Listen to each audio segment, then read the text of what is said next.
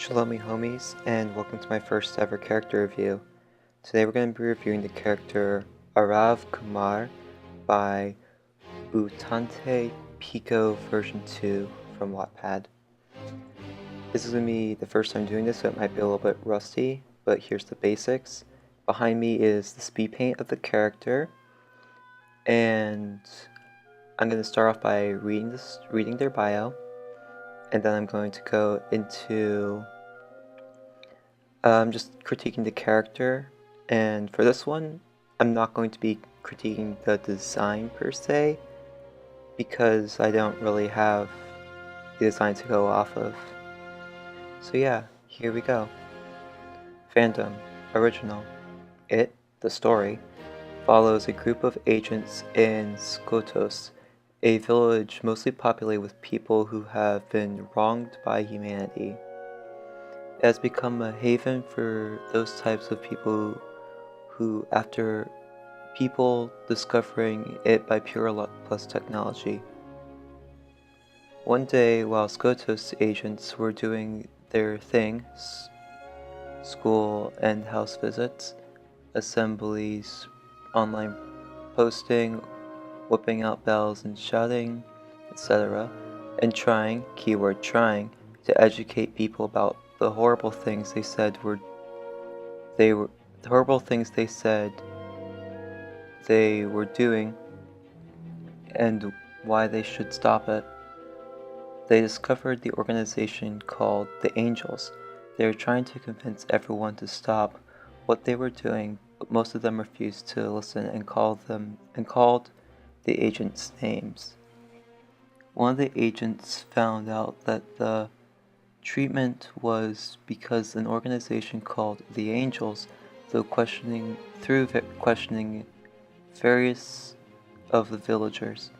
The Angels apparently originated from the internet and formed an organization about their beliefs over time. The Angels were trying to promote humanity's sick things by saying that the victims deserve to be mistreated, and even insisted that not only humanity should not show pity for the victims, but they should also even treat the victims more harshly. To counter this, the head elder of Skotos formed a team of Skotos agents to shut down the Angels, aka kill all of them, since none of them could listen to reason and almost everyone had been brainwashed by their propaganda. But the Angels wiped them out. This continued down the line through generation, and the story takes place where Squad 1 is set out to hopefully stop the Angels. Sorry, some of the grammar here is throwing me off a little bit. I'll get into that later, but some of the grammar is kind of throwing me off a bit, and I already don't have the best reading skills. So, sorry about that if some of this is confusing. Name, Aarav Kumar. I did a little bit of research on the name beforehand, as in I looked at the first thing on Google. It seems to mean common peace, and Aarav means common peacefulness, whereas Kumar is the name of Shiva's daughter, which is a Hindu god, or Shiva's child. I don't know if it's a daughter or son or not. So it just kind of means child and stuff. Age 24. Birthplace, a village named Angeli. Angeli is Latin for angel, which ties into the expectations it has for citizens. If they sin, said villager must repent, which basically means that they consent to being taken to Angeli's chambers and being tortured for a set amount of time, depending on the weight of the sin. If they do not repent, they get moved to the horse stables and or banished to die a slow, painful death. Lovely. Meanwhile, if their family sticks with them, they are executed. The system is pretty twisted, but it's an exaggerated version of the high expectations people have for each other and the consequences that said people face when expectations aren't met. Not to mention the number of violence humans exercise on a daily basis. Grammar once again throwing me off. Sorry, my brain just kind of tapped out. A little bit on that. Like I'll get into this more later, but I guess that's a little bit over the top. I feel like I know he's like the whole point is that it's supposed to be over exaggerated, but it seems to be a little bit much. Sexuality, asexual, hetero-romantic. Asexual just means, this is for people who don't know what these terms mean. Asexual is someone who does not experience sexual attraction, and hetero-romantic is a person who experiences attraction to the opposite sex, but only romantic attraction, not sexual attraction. I can speak English very well. Crush not available. Looks, he has soft light brown skin and almond-shaped sapphire blue eyes. His facial shape can be compared to that of an oval, and he has an ectomorph body type. His stable hair, which is neatly tied into a bun at the back of his head, goes just above the waist when untied. He has some acne on his forehead, though some of it is hidden by his bangs. Same. He also has wrinkles on his hands. He is 5'11" and weighs 110 pounds. That's my weight. Oof. He's supposed to be underweight. Same hat. He wears long sleeves. He wears a long sleeve black shirt with black pants and black leather shoes. I am hard to read. English grammar is hard. His cloak can somewhat be compared to that of a Roman Catholic nun's dress, except that it is a halfway cut open in the front, and he of course does not wear a veil. He is a priest of a made-up religion. For more information on what he looks like, the person gave me a link to the video. In the video, Kamili Kapu, purple-haired male, sort of looks like him, with the most noticeable difference being the hair color, skin tone, and hairstyle are different. Oh, so you mean like the body type. I also must mention that Aarav's voice often sounds like that when he is talking, with it being a low and whispery ASMR. Got it. Keep in mind that he abused testosterone and voice lowering apps to get it lower. Don't do that, kids. The voice that he uses when he goes even lower has often been compared to Satan. I'm not going to get into that. Try this video for that. Abilities, powers. Every human in this world has two special abilities. No one in this world has been born with more or less abilities, although there is a drug that can permanently take away your abilities. There's several drugs that can do that in the real world. One of them, the first of which is the same for everyone, is awakened at birth, and the other is awakened, or rather it just appears when they turn 18. In this case, Aarav has awakened the two of them. The first power is the ability to hear any language and have it translated into your own when it reaches your ears. This excludes phrases that are meant to be said in the original language, names, and curse words. The last reason is to provide plucky comic relief. The first ability also rewinds grammatical structure in a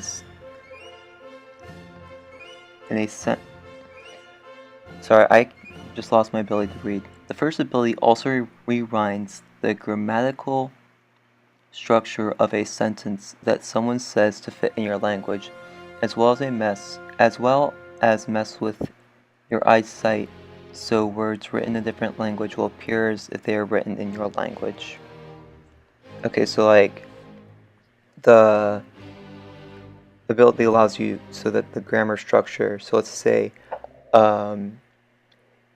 Ich habe zu nach Hause gegangen. That does not rhyme with English grammar, but it would be translated into I went to my house, basically. Pardon my horrible German. I'm in German 3 and I'm not doing that well. I lost my place. written in a different language appear. The second power that he possesses is kind of strange. He reads a passage from the Babylonian scriptures. The Babylonian scriptures are still a working in progress for Babel. Right now there are 1,000 pages, 250 of which are filled with him punishing random people. Same hat. And whoever his gaze is fixated upon will have what he describes happen to him/her. For this to work, the Babylonian scriptures must be a whole. Same book cover, same pages, same text. If a requirement is not met, then it does not work. However, even if this power seems overpowered, it does have drawbacks. If he messes up a word, his power would not work. The thing he's trying to do to his enemies will instead happen to him, karma. If he can't speak, his powers won't work, and his power can't.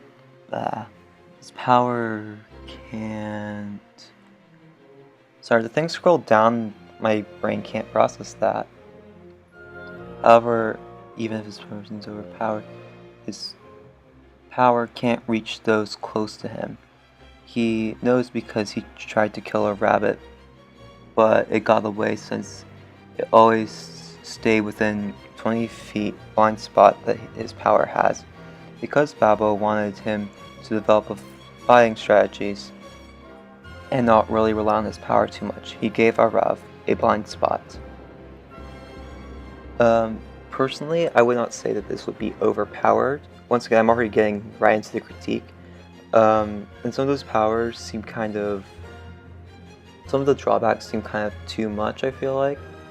Overpoweredness is all about an execution, not in what the power is. So for example, your character could have all the powers in the world, however, they just might not have the knowledge of how to use all of them properly, or if they try to use all those, for example, with Avatar: The Last Airbender, Aang has all these powers, but he doesn't know how to use all of them properly yet, and he can't control the Avatar state.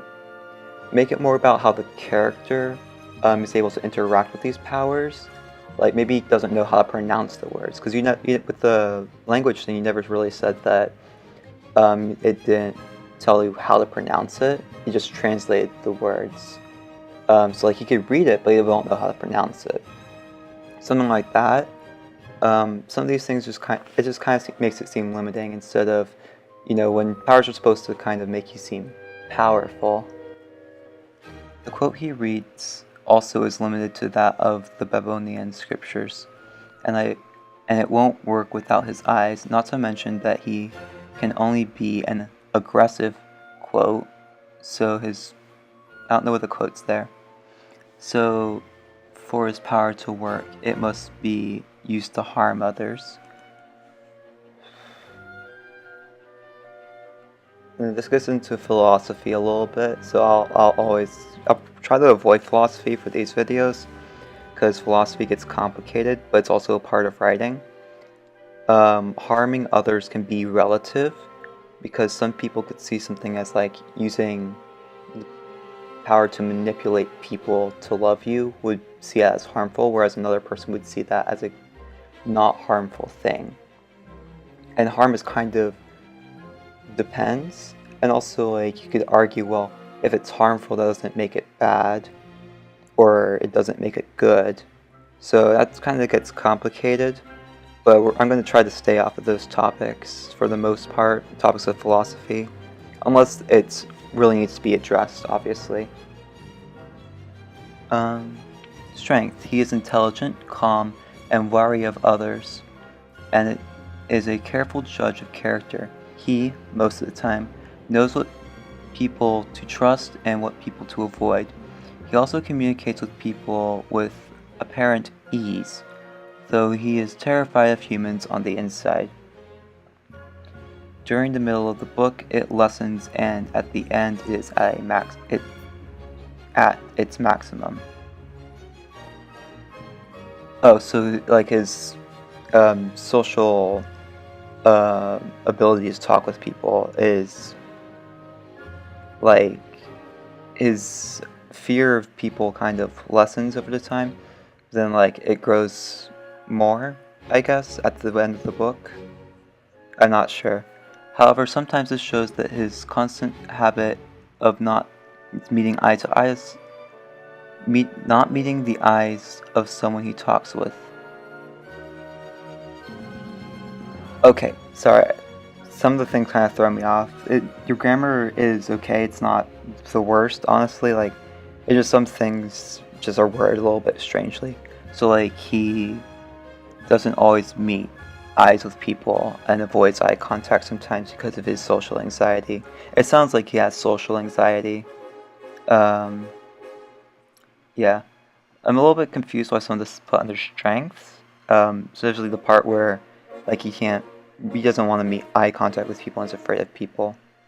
But we're getting to weaknesses soon. Another strength of his is that he's usually very determined and hardworking when it comes to achieving something that he wants. Weaknesses. He's a dirty coward and would gladly throw you under the bus if it meant saving himself, even if you saved his life 2 seconds before. That's not really cowardice, that just means that he's not loyal. He's also not very physically fit, so it's easy to crush him and outrank him in terms of physical strength, as well as going crazy and exaggeration when he's not in control of the situation presented to him. I think you should elaborate on that piece a little bit more, because, like, what does that really mean? Like, going crazy, would you say is an exaggeration? What does that really mean, and what do you mean by, like, not in control of the situation? Sorry, scroll down again. There's gonna be a lot of scrolling down in this. It's a relatively long bio. Family. Prisha Kumari, mother, alive, and Indranil Kumar, father, alive. Sorry, I might be butchering a lot of the things in here. They both love him, but they cannot communicate because if they communicated with a sinner, they would be executed. Delicious. Well, we're all sinners, philosophy. Everyone's a sinner because stuff, except for Mary and Jesus, because God, yes. I just gave you a crash course in Catholicism. You're welcome. Prisha loved Aarav, but her way of showing love was letting him figure out things for himself and spanking him when he got a problem wrong. That could possibly be abusive if we explored that more. I'm not gonna touch that. In his childhood, he saw her as a dictator. However, when he matured, he began to love her when he saw the long-term effects of what her discipline had on him. Stockholm Syndrome, possibly. Once again, not gonna touch that. The concept of love is also very complicated because a lot of people have a very twisted version of love that is not love and what love actually is. And once again, going to philosophy, I wrote a poem on this. Anyways, when she noticed his lack of emotions due to his shrunken amygdala, he experiences social emotions, shame, guilt, embarrassment, etc. Shame and guilt aren't emotions. Shame is the inward feeling of what you did is so horrible and you're not able to grow from it. Guilt is similar, however, guilt is where you're able to grow from it. Embarrassment is an emotion or is not. I can't remember. We all know what embarrassment is, but you can judge that on a much smaller scale. He experiences social emotions on a much smaller scale. I don't know too much about shrunken amygdalas. I might research that a little bit before I get into the critique section. She shouted for joy knowing that she wouldn't have to deal with a lot of crying when he entered his teenage years. That's concerning a little bit. Once again, I'm not gonna touch that. When she found out he had gotten raped, that escalated quickly. She grew infuriated but told him to suck it up after confronting him for about an hour since she knew he would be seen as a sinner by the community. This is concerning. She doesn't seem to be that good of a mother. I don't know, because you might elaborate on it more in the book. However, this is relatively concerning for me. Especially considering the seriousness of rape and the fact that she was angry with him and told him to suck it up, because you don't do that. And the community, I think I know what you're getting this from, because it's a very large misconception that the Catholic Church believes that rape victims are evil or something, because of that one thing in Deuteronomy. I can't remember where in Deuteronomy. Deuteronomy has a lot of laws and stuff that people like to nitpick. Once again, we're getting into religion and philosophy. It's important here, where in Deuteronomy, those are all laws Moses creates effectively because God allows them to happen out of the hardness of the Jewish people's hearts, because they didn't really understand at that time really what unconditional love is. So that's why we have a lot of the killing laws, where it's like, you need to be killed for this. And then Jesus comes and says, and basically takes on that death, because all sins deserve death, but Jesus took on that death for us. It's very complicated, and I'm probably not doing the absolute best job at explaining it, but that's the very basics of why Deuteronomy is. A lot of the laws in Deuteronomy, a lot of the Mosaic laws, that's what they're called. The Mosaic laws are invalid, is because of that. Sorry, I didn't want to get too much into religion and philosophy, but it kind of is important here and there. Indraniel was a strict man, though he was a bit more lenient and caring than Than, Than, Prisha. That makes sense. Sorry, reading's hard.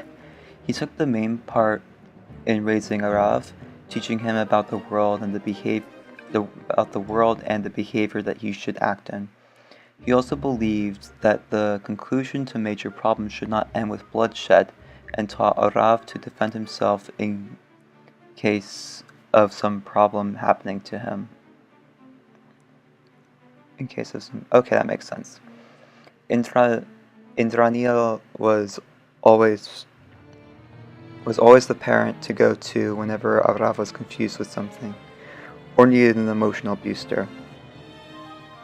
bolster. Sorry, my throat chakra is dying or something, I don't know.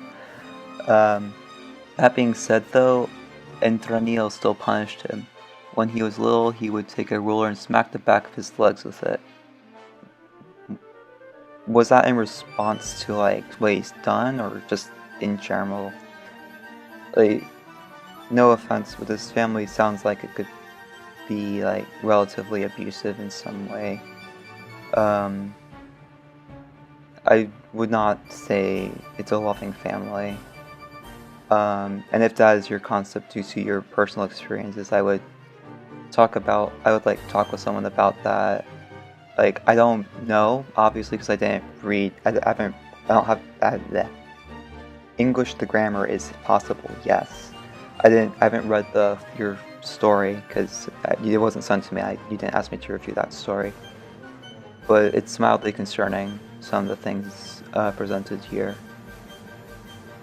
As he matured, Indraniel changed tactics and made him sit on a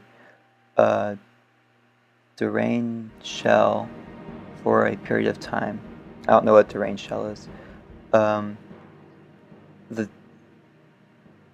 period of time with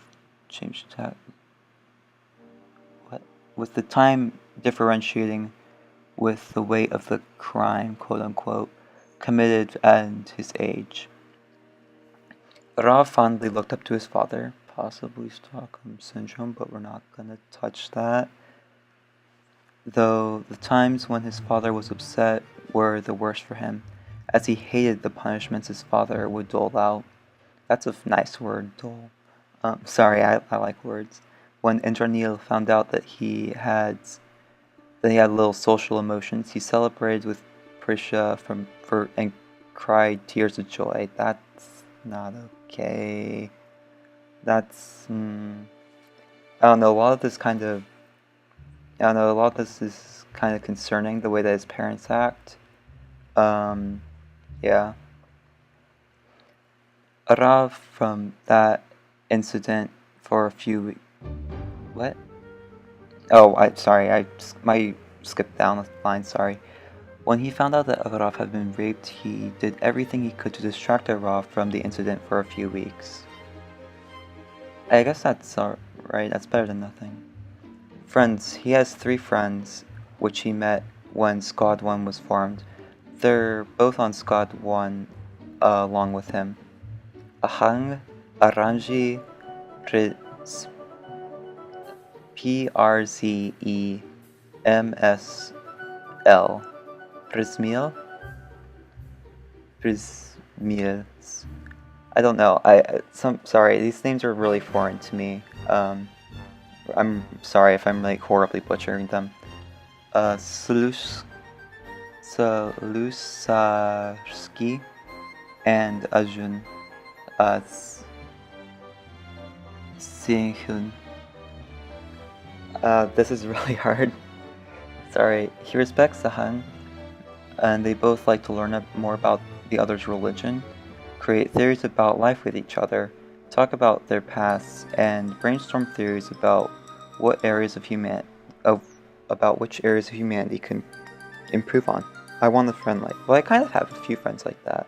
I like that. It's valid. His relationship with Prismil is filled with lots of bickering and Aarav smacking the other male for being an idiot. He's the only one who could get under his skin, but they are friends nevertheless.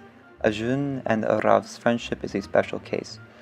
They care for each other very much and try to do the best for each other, but they can also act like buttholes, because I don't curse on this channel, to each other on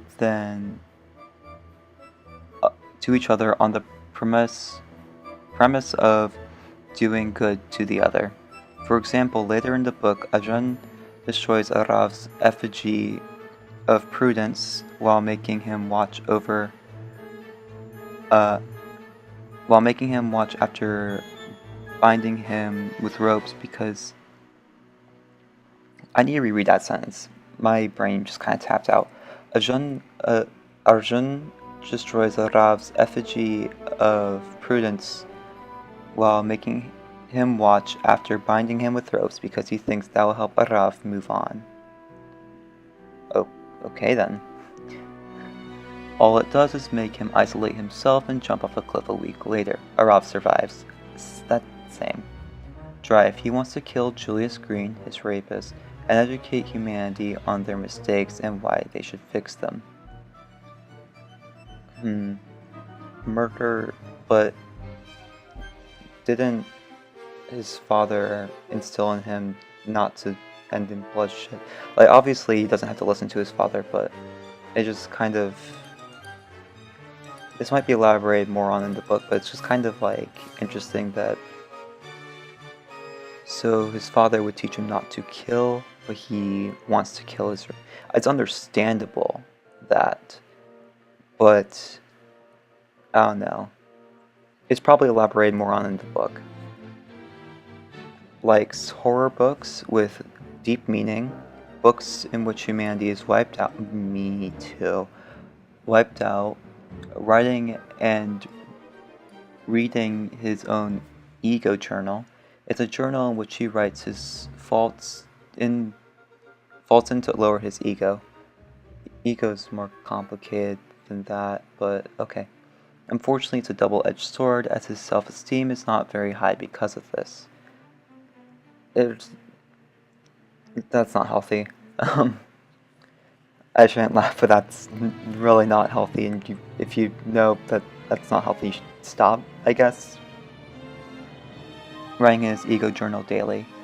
Playing chess carving a life-size wax statue of Prudence to trick himself into thinking she's still alive.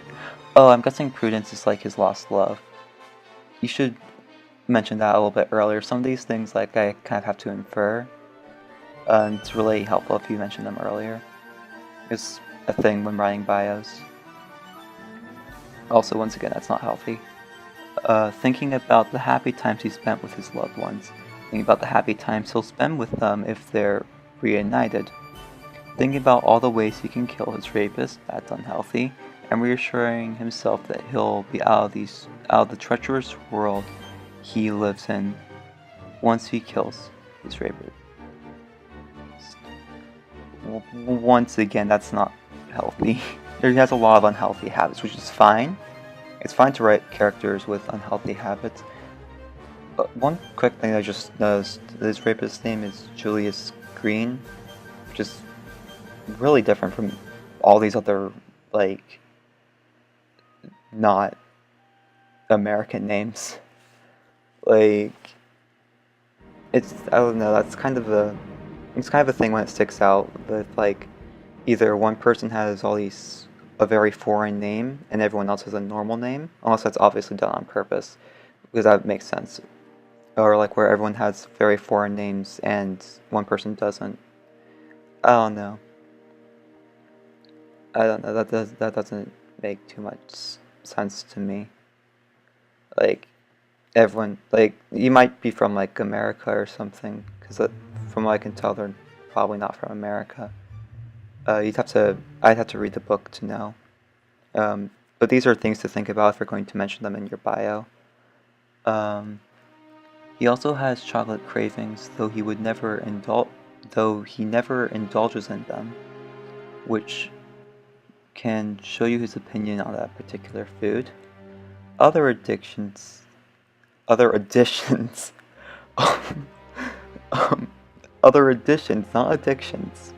Other additions to his likes are silence, knowledge, and inner peace along with sleep. I relate on a spiritual level to that.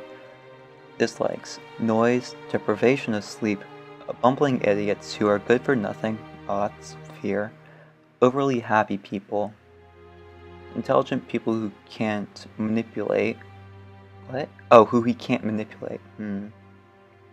Also concerning.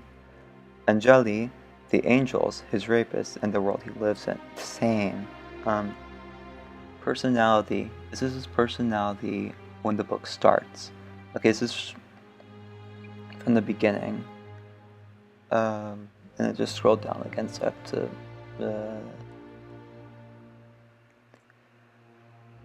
Personality. This is his personality when the book starts. He is very shrewd, oh, nice words, and calm most of the time, and oftentimes thinks before he acts/speaks. I gotta check the meaning of the word shrewd real quick, but I think that's a very contradictory thing. Having or showing sharp powers of judgment, aptitude. Oh, okay. I was thinking crude. There we go.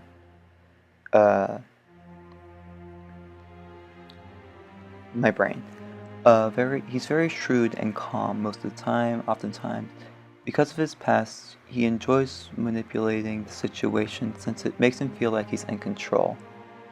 Due to his shrunken amygdala, he does not show much emotion, hence social emotions that include but are not limited to guilt, shame, and embarrassment, and are not present. He also, once again, shame and guilt aren't emotions. He also has an enormous amount of cowardness and low self-esteem. However, although... You don't need to say however and although. However, although he enjoys using the situation to his advantage, even if it costs a few lives in the process, concerning. Please note that he does not take pleasure in anyone's death, except his rapist. Still concerning that he takes pleasure in the death of someone, even if it's a horrible person. It's complicated. After all, major problems can't be solved without bloodshed. Yeah, that depends. You probably could, but we don't like to, because America.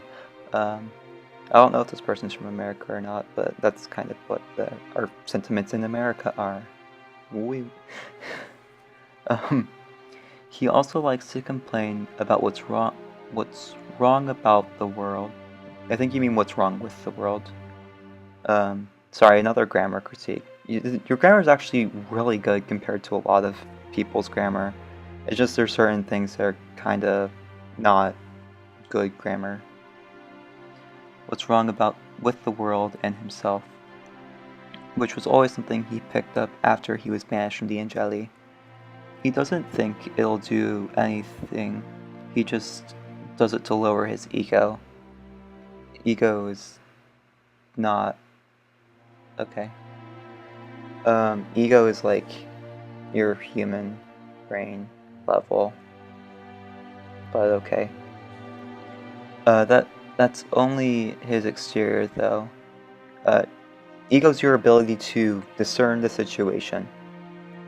Sorry, I just forgot my psychology terms for a second, and just remembered. That's only his exterior, though. On the inside, he's actually a very confused person, same. He's always been like this for the world. The quote-unquote drenched in sorrow part came after he was raped.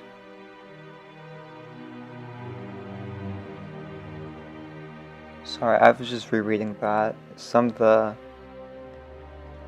reading's hard. Who is drenched in sorrow every day, even though on the inside he's actually a confused person. Who is drenched in sorrow every day and whose only driving point is the murder of his rapist. That's very concerning. Also, like with the whole powers things, isn't he able to destroy him from afar? Or not? I'm a little bit confused on the powers, because he could just kind of boom and he's dead. At the beginning, he plans to commit suicide after he kills his rapist and finishes his mission because he's tired of the world he lives in and wants to be reunited with his loved ones if possible. Oh, that's really concerning. I know you probably think this is like, I'm really hoping that you think he's not okay. Like, I hope you know that. Because it's okay to write characters who are not mentally okay and don't make rational decisions. That's kind of the whole thing with writing. But I think you should definitely address that in the book. You probably do, but once again, a lot of these things are very concerning. Health. For his mental health, he is a bit suicidal. Really. Just a bit. He's a bit suicidal since he is tired of the world he lives in and only lives for the demise of his rapist. He plans on committing suicide after he kills his rapist. No one except for Ahang knows about his intentions since he isn't open about it. Ahang opposes his thoughts and constantly throughout the book tries to convince him to do otherwise, but she understands where he's coming from and why he feels that way. Okay, so it is addressed that it's not healthy. Okay, that makes sense. Okay. As long as it's addressed in the book that it's not healthy, I also hope that she doesn't... I hope, like, what you mean by she understands how he feels is that, like, she doesn't support in any way, but, like, she understands it. Also, he has a very hard time moving on after Prudence's death, evidenced by the fact that he spends all his money trying to carve a life-size statue of her to convince himself that she is still alive. Once again, very concerning. For physical health, he is a bit underweight. He's 40 pounds underweight. He's supposed to be like 150. So he's like the same weight as I am, same height. Which is kind of freaky. Well, you're supposed to be like 150, 155. And if math is correct, that's just like 40 pounds underweight. It's a lot more than a bit. I think you use a bit too much because you kind of undermine a lot of things, and it's a little bit concerning. He's a bit underweight due to starving himself after he arrived in the village of Skotos. If his rapist ever caught him again, he wanted to be unrecognizable. Hence him growing out his hair, starving himself, and tanning to such an extreme extent that his health was in danger because of it. There's a lot safer and healthier things you can do. If you were trying to hide your identity, you can just do the growing out your hair. You could get colored contacts. Yeah. He was originally very muscular, so losing weight was the only option he could do to change his body type, or gaining weight, or losing muscle. He didn't have to lose so much weight.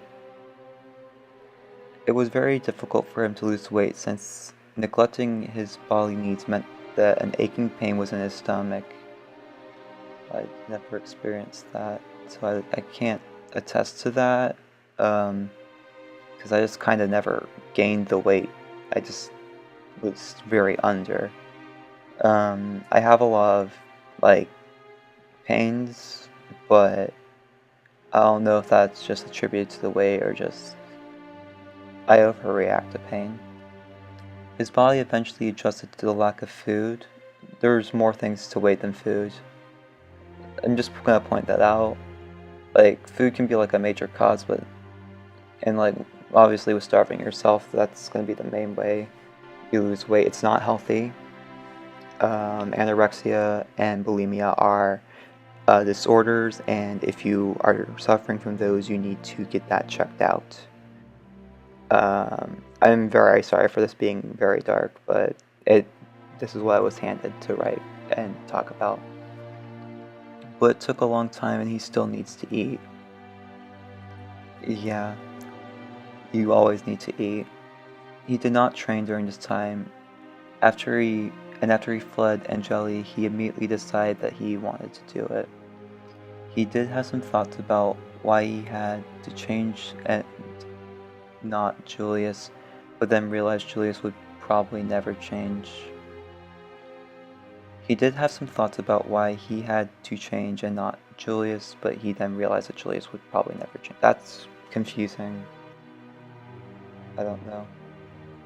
Fears, genophobia. It reminds him of the time he was raped, and it only quote-unquote activates when he's in a sexual position / setting. With phobias, they're a constant thing.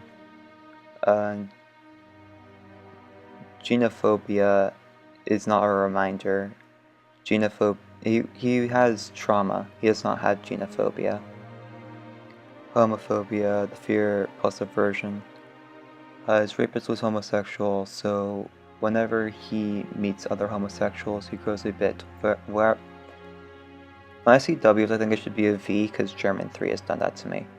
He grows a bit wary of them, like his other phobia. It only quote-unquote activates when he's around homosexuals. Once again, it's not how phobias work. When people are discussing them, he slowly walks out of the room and tries to ignore what they are saying by plugging its ears with earplugs as long as they talk about them. Once again, that's not what a phobia is. Definitely research more. Like, I'm glad you researched these phobias and that you learned what they are, but I don't think you fully understand what a phobia is. Also, phobias have to be diagnosed. They don't really activate, they're kind of a constant thing. Anthropophobia. This was from his past, and the past of the people of Skotos too. Ever since he heard such gruesome past, he had been growing afraid of people. This does not apply to the villagers of Skotos or his loved ones, but outsiders tend to make him nervous. He only experiences it when he comes into physical contact with outsiders. That sounds more like a anxiety thing than a phobia. Anthropophobia is a form of social phobia, which is a pathological persistent and exclusive fear of people or society. So yeah, it has to be a constant thing too. Once again, please research these things before you talk about them. Dementophobia. He's afraid that if he ends up going insane, he'll lose all sense and morale, and he'll start to act like the monsters he condemns. Never seeing his loved ones after death. I don't think there's a name for this fear. Oh, okay, that's the next fear. I don't know what dementophobia is. I'm guessing it's fear of going insane. Dementophobia is the specific and irrational fear of becoming insane to the point where the person can no longer enjoy normal life. Agatophobia has an identical meaning. Okay, I think that's like the only actual phobia here. It has to be a constant thing too. Like, is it a constant thing? Never seeing his loved ones after death. I don't think there's a name for this fear. I don't know. He's afraid that when he ends up killing himself, he'll end up going to separate places than his loved ones, and he'll never be able to speak to them again. It affects him on a daily basis. That's how phobias would work. Like, they're a constant thing, that they're constant and irrational. The Babylonian scriptures don't say anything about suicide, but he's afraid that if he or his loved ones lived lives that were very different, they would not end up in the same place. Said places are hell for those who have lived lives fully with cruelty. Asylum, this is the place where souls who have lived neither explicitly good or bad lives. And heaven, self-explanatory at this point. So you kind of mix like Greek and Catholic, Jewish, Judeo-Christian ideas. If we're going to go with that, the way that it's very, very complicated, and we obviously don't know because we're not dead, but it's kind of like where you choose to go, because God is ever loving and infinite love because he is love. And so the reason that you go to hell is because you don't want to go to hell, or because you don't want to go to heaven, and you would rather be separated from God. Basically, I'm not going to go into full theology here. Hobbies: reading, writing, gathering information, carving the statue of prudence, and planning for his cause. Those aren't really hobbies, but they're the little things that he enjoys doing. So, weapon: 120 kitchen knives he bought from a small grocery store. He obviously does not live in England. Needless to say, the store ran out of stock, and he was questioned for buying so many knives. I mean, never question someone when they buy knives. If they have the knives, they're gonna knife you. Backstory. Oh, here's the long part. Backstory: when he was 17, he was a senior at Angeli Academy, which was the main school for the city he and his family resided in, Angeli, and met someone named Julius Green, who he quickly became friends with thanks to Julius's bubbly personality. Over the months, he noticed that Julius seemed obsessive over him, and it turns out that I can't read. He noticed that Julius seemed obsessive over something, and that turns out that something was him. When Julius confessed to him, he declined politely, and they continued their friendship. In Angeli, minorities actually get privileges due to the pain they're suffering from the majorities. So this isn't Aarav declining Julius' confession to protect him from Angeli's absurd laws, but because he just wasn't interested in Julius. I never got that feeling from that. Also, that doesn't make sense based on religious texts, but we're not going to get into that. It's kind of touchy subject, religion and sexuality. Julius would sometimes get a little too touchy for Aarav, but he didn't mind. He obviously minded if he got too touchy. He should have said stop. Like, hindsight's 20/20, obviously. After all, they were great friends. However, though he was hiding it, Julius's infatuation with him, nice words, I love words, anyway, Julius's infatuation with him never did go away, and when it resurfaced after he started a very deep relationship with a person named Prudence, after Aarav did, it was worse than ever. As soon as they made it official, it seemed Aarav forgot all about Julius, only hang out with Prudence. They did almost everything they could together, and the times that Julius could squeeze in a chat with him were filled with talking about how great Prudence was. Prudence practically became his world. Prudence helped him with everything, expanded his confidence, and made Aarav a better person overall, in addition to giving Aarav little donations to help his struggling family. Julius, becoming jealous, started getting all the information he could on Aarav, grilling him on everything, and even stalking him secretly. He also snuck sneak kisses with when Aarav was asleep, putting his hand in places where they were not supposed to be, as well as hoarding his stuff and making them his prized possessions. This is when infatuation kind of goes into obsession, and I don't know. I'm actually really interested in this. It's obviously not a good thing. It's a very interesting concept to me, and the concept of obsessed fans, because that's effectively the same thing. Someone who is obsessed with someone to the point of stalking. He confessed to him again, but was declined. This time with Aarav telling him, "Get help and make a life for yourself." And after he said that statement, Julius fled. That incident later led to Julius pushing Prudence off the roof of a building. I cannot read. He did it in a way that was so discreet that no one could find the person who did it. It didn't matter that they found out that he was Prudence's murderer anyway. He was the son of the mayor of Angeli, which meant that he was protected at all costs, which I guess could be a commentary on political corruption, but that doesn't make sense considering the really harsh laws that you previously described. When Aarav heard the news, he was mortified and cried all week.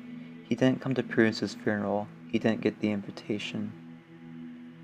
That's really, really sad, actually. Like, wow. Sorry, that just kind of took it all out of me. That was really sad, actually. A week later, Julius and Aarav were assigned to work in a group project together. I mean, school's always been whack when death happens, so it doesn't really matter. A group project together along with some other students. Marison, Thomas, Mary, and Judas. Ooh, Judas. All of which are very unimportant characters and are mentioned a few times in the book. Once again, the names are kind of, barring Marcion and Judas, I guess Julius would be like Julius Caesar, and they're all kind of like religious names, but I don't know, it's clashing, I guess. I don't know. The very next day, Julius came over to Aarav's house to work on the project, and 2 hours were made up of them researching and planning what the poster would look like, and Julius was about to leave. As Julius was about to leave, Aarav joked in it as a coping mechanism, and Julius said, said to Julius, "Now don't obsess over me too much now. You need a life, and you need to get one quickly." Julius was infuriated by his comment and tried to fend off his emotions, but it got the better of him, thus driving him to sexually assault Aarav. When the process was finished, a naked Aarav was left on the floor, bruises all over his body and half of his hair lying on the floor. Mentally scarred, Julius liked Aarav until his death, and really enjoyed raping him. Most people do because the whole power struggle. So this is just really uncomfortable for me. For 3 weeks he remained silent, wanting to hide his past, but on one day of the 3rd week he snapped when he saw Julius being praised for his purity and kindness. Anguished, he cried out the events of which he called the incident, but he was greeted with the unkind response of, "You're just jealous, screw off, you dirty homophobe." And same-sex rape obviously isn't real, stupid. This just got super real. Like, a lot of people actually think I have these things, but I don't know. This kind of got real, real quick. We're almost at the end. The villagers then proceed to shun him because of his quote-unquote lies, and no one would even acknowledge his existence, only communicating with him through their torturous and hate-filled letters. His family was separated from him as per community law and was moved to reside in the horse stables. Those letters consisted of the reasons why same-sex wasn't real and called him out on the lies he had. Every single letter sent a knife through his heart. One day, he was walking the streets unnoticed and saw Julius wandering around, lost in his dreams. At this point, he could no longer contain his anger and slapped Julius, scraping his overgrown nails at his face, drawing blood. The council decided to kick him out of the village to die on his own. A few days after he was kicked out of Angeli, a ghostly figure who would come to be known as the Lord Babbo. He's the remains of a servant who died long ago due to his masters abusing him, and asked him to become the leader of the Babonians. The reason Babbo wants a religion about himself is because he wants to feel what it's like to be in control and prove to himself that he wouldn't become a monster he wouldn't become a monster to his servants, aka the followers of the Babonian religion. It wasn't that Aarav was special or anything. Babbo was just looking for some vengeful souls and he happened to appear in front of him. He promised Aarav food, shelter, and most important of all, vengeance, but only if he became the religious leader of the Babonians. Aarav obviously agreed. After months of training, which basically was teaching him about the ceremonies he had to do, familiarizing himself with the community, and answering questions about what the Babonian religion was about, 10 answers meant a cup of boiling oil as punishment. 10 answers wrong meant a cup of boiling oil as punishment. Aarav was given the title of High Priest of Babbo, was set out to teach people about the Babonian religion. The Babonian religion basically focuses on how people are creatures of the light, which corrupts people into horrifying beings. The Babonian religion basically focuses on how people are creatures of light, which corrupts people into horrifying beings that they are. The only way to cure themselves would be to accept the darkness within themselves and realize the wrongs of what they did, along with retaliating and punishing other wrongdoers who refused in turn. Of course, the leader of those retaliators would be Babbo. A few months after Aarav became the high priest of the Babonians, Babbo told him to settle down at Skotos because he clearly had mental issues, so he did. Thank you for reviewing him. Thank you for sending this character in. I guess first things first, it's a very long story, but even then there's still a lot of things missing that would be very useful to clarify a lot of things. A lot of things in this are very concerning. Specifically like his parents as well as his internal emotions, which can be fleshed out and talked more about. However, a lot of it is very concerning as to like how he's still functioning, basically. I feel like you can do a very good job with this, and it definitely evokes some emotion out of me, which is always a great thing. However, I would say that do more research into mental things, specifically phobias, because you mentioned a lot of things about phobias that is a lot of things are kind of inaccurate. And I guess like kind of think deeper about some of these things. Because a lot of these things you do parallel a lot of real world issues, and I think you could do a great job at like fully fleshing those out and really like addressing a lot of issues. Your grammar is pretty good, actually. There's just some issues here and there, but you could really easily fix that, like get Grammarly or something, and you'll have like pretty much perfect grammar. There's just a few things, and it's not really that bad.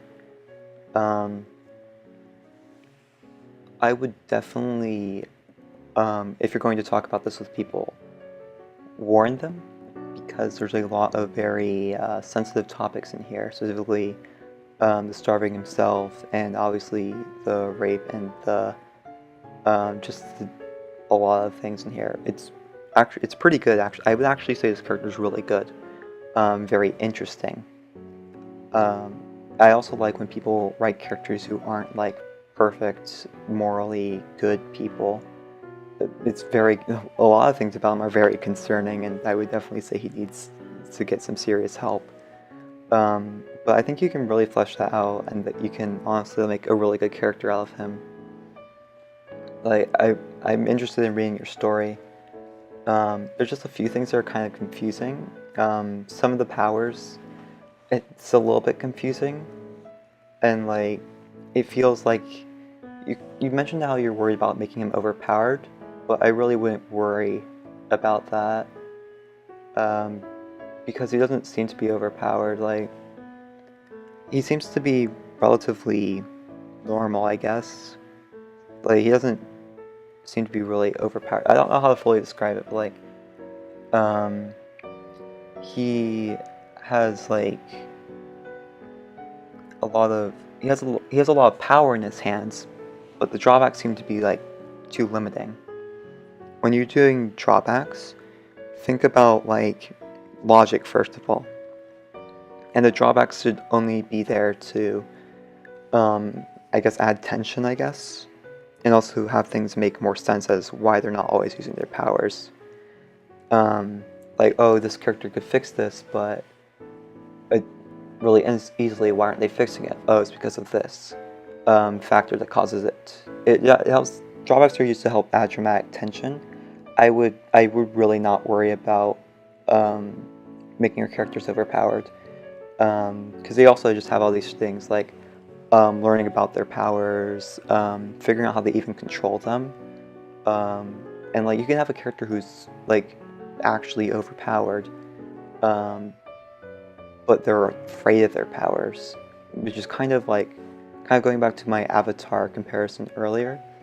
Aang ends up being terrified of the Avatar state and terrified of firebending because he hurts Katara and he hurts other people, and he can't control it. So he ends up being terrified of them and avoids using those, or it's horrified like constantly about what if I trigger the Avatar state. Think like that, and that could end up going to his insanity fear. I forgot what it was specifically called. Dementophobia. Like you go deeper into that. Touching on the phobias, like I would research phobias more. I would research general mental processes more, because some of these seem more like trauma and less like phobias, I guess. Some like they seem like trauma and social anxiety rather than like full-on phobias, especially because you mentioned they're not constant things. But yeah, you do kind of do a little bit of under, not underselling, but like undermining some things. Like you say, oh, he's a bit underweight when he's 40 pounds underweight. Um, Once again, average weight is complicated, but like he's roughly 50 pounds, or not 50, 40 pounds underweight. He's supposed to be like, if he's supposed to be like 150 pounds normally.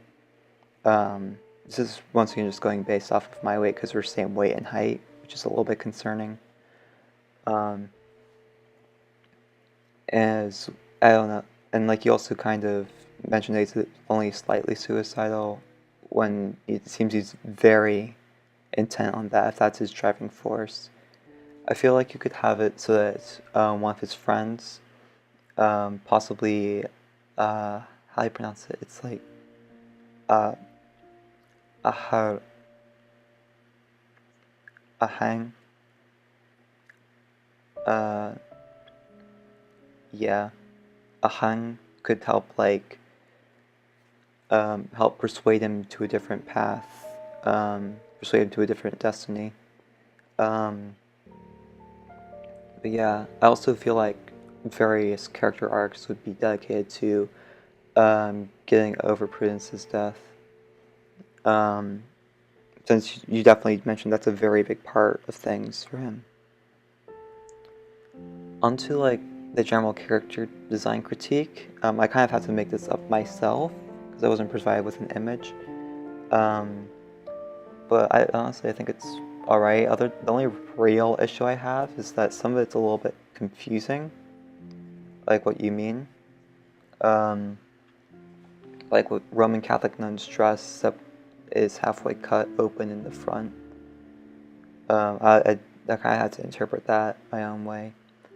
And also like his eyes, his blue eyes clashing with his skin, a little bit like, I don't know, sapphire blue is pretty bright, and people of darker skin tones typically don't have blue eyes. Like, they tend to have like darker colored eyes. It also just clashes a lot. I focus a lot on colors, so but it's not. Honestly, it's not really that bad.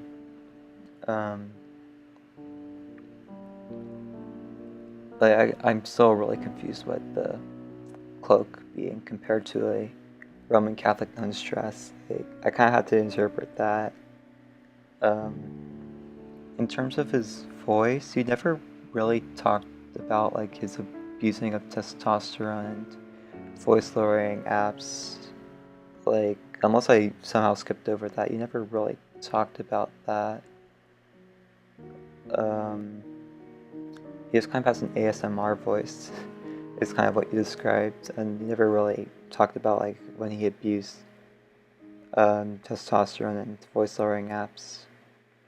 The voice that he uses when he goes even lower, it's often been compared to Satan. You didn't talk about that. Like, maybe you just forgot about it, but you didn't really talk about it. But yeah, this has been Aarav Kumar by Utante Pico version 2. Thank you for sending in your character, and I hope this helped you out. Bye.